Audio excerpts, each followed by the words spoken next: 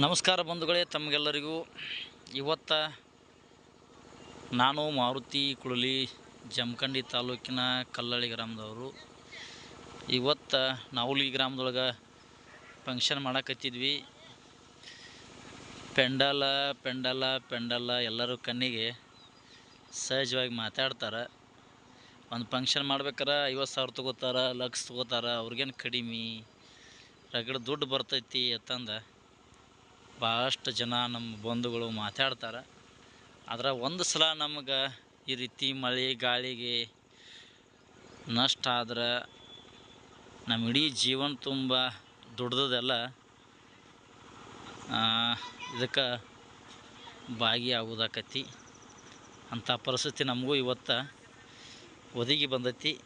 ಏನು ಮಾಡೋಕ್ಕೆ ಬರೋಂಗಿಲ್ಲ, ದೇವರ ಆಟ. ಆದರೂ